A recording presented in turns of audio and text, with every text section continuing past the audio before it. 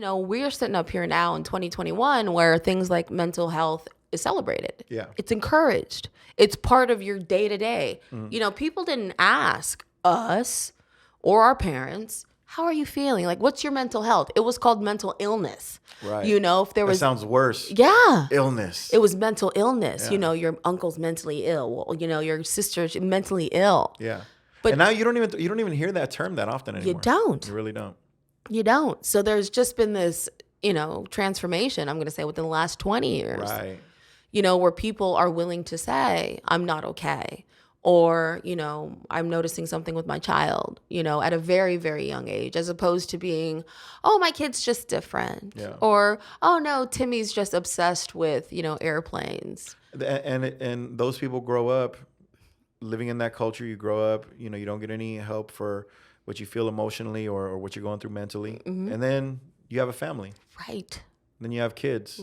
And that's how you raise them, with that kind of, with that thing always looming in the background. Yeah. Like it'd come out at any moment in some way, some different ways and different forms. 100%. Yeah. So, and that's why we have to be honest about it. I mean, you're talking about, how this generation is different. We have to be open with each other so we don't turn into those type of parents or just people in general, Or recognizing that it could be the generational curse. This could be the curse that, you need to break. And I believe for me, stepping away from my father, I'm breaking the generational curse of not being a good parent. Right. Just good, basic parenting. Right. And taking accountability,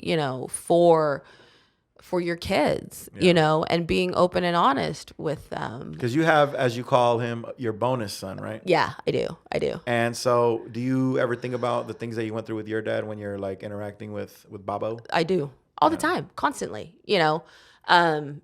he's 13 and I don't have biological kids of my own. Mm-hmm.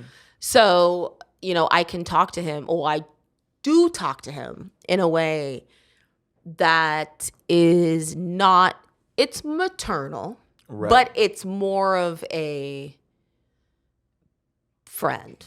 Right. There's a rule in our house. Fuck around and find out. Uh-huh. And I tell him that all the time. You should get that like on a floor mat. Wipe your feet before you go. That'd be a hell of a thing to read while you're wiping your feet. Yeah. I mean, because it's just letting you know, like, hey, like, I appreciate you doing the respectful thing of wiping your feet, but also know this. Yeah, exactly.